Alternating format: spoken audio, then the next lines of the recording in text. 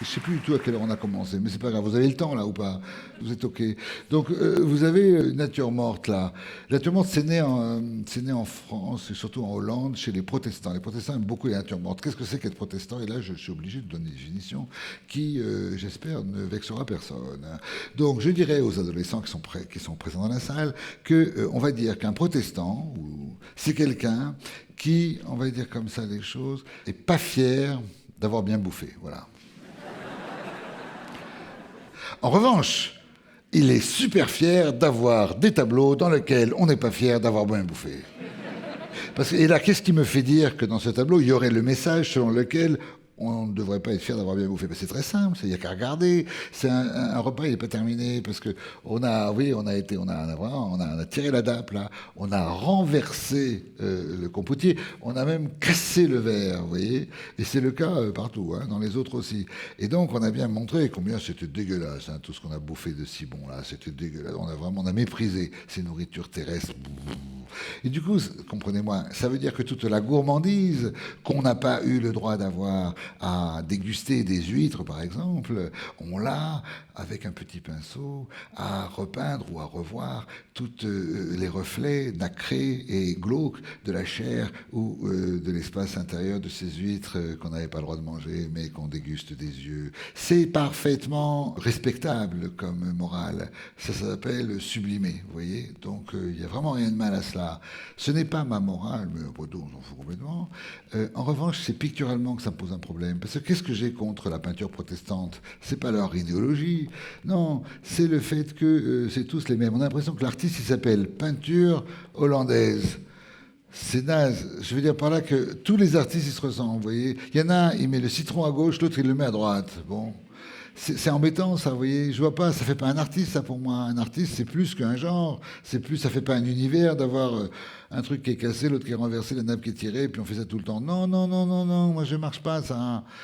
Je m'en expliquerai un peu plus tard pour bien enfoncer le clou avec des natures mortes qui, elles, seraient supérieures à celles de ces messieurs. Et maintenant, c'est à moi de vous prouver que Chardin, c'est mieux que les auteurs de natures mortes hollandaises du siècle dernier. Oui, c'est quand même assez rare. C'est que là, il n'y a pas seulement une justesse du rendu des matières, de ce que c'est que le grès ou le métal. C'est-à-dire que tous ces objets sont tous un peu ouatés à la façon Chardin. Il y a une texture chardinesque que l'on reconnaît tout de suite. Et là, qu'on reconnaît absolument pas, parce qu'en vérité, c'est celle de tous les autres artistes qui font pareil, qui est un peu photographico, je sais pas quoi. Rentrons dans ce tableau, vous allez comprendre ce que je veux dire. Je trouve ça absolument génial, là. Comment est-ce qu'il a fait un peu du flou dans la paroi intérieure du bol de grès. Mais aussi, comment est-ce que même le grès reflète de façon très subtile le rouge de la pomme. Et là, comment est-ce que le rouge et le jaune de la pomme fusionnent, si vous voulez, dans la timbale. Je vois bien ce qu'il aurait fait un Hollandais, là. Dans la timbale, il y aurait eu la pièce entière, avec les rideaux, le truc de la fenêtre, les carreaux de la fenêtre. Et dans un des carreaux de la fenêtre, il y aurait un monsieur dans le jardin qui ferait « ha ha ha ». Non, ça prouve qu'il garde un regard extérieur aux choses. Humain, on pourrait dire, d'accord, mais là non. Là, il est à la hauteur des objets. Il est une mouche qui se promène dans ce village des objets énormes, qui fait que même là, il ne sait pas s'il va pouvoir passer la rampe et rentrer dans le gouffre, parce que ça, c'est quoi ça? C'est une poutre comme ça qui sort du néant. Ça, quand vous savez ça, bien sûr, je sais comme moi que vous savez qu'il s'agit du manche, mais du manche de quoi? Du manche d'une cuillère ou du manche d'une fourchette, vous ne le saurez jamais. Alors que là, on s'en fout complètement de savoir. Il n'y a rien, il n'y a aucun mystère, il n'y a aucune question métaphysique qu'on se pose. Quand on voit ça, on a tout compris. Il n'y a même pas de truc, on se dit, ah tiens, non, il n'y a rien, vous voyez, il n'y a rien. Moi, je suis désolé, c'est pas du tout à la... Là, non, vous comprenez ce que je veux dire? Ça, c'est...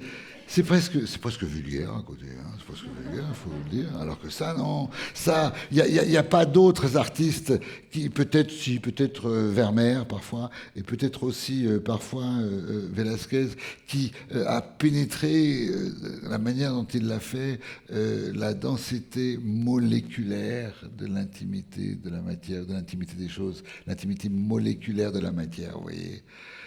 Et pour ça, j'espère que vous avez un tout petit peu convaincu. Parce que ça, vous l'aurez... Ce que je vous raconte là, qui est essentiel, qui fait que je pourrais m'arrêter là, parce que c'est l'essentiel en fait de ce que j'ai à dire, ben, vous l'aurez jamais dans Wikipédia, ça. C'est pour ça que ça vaut le coup de venir ici.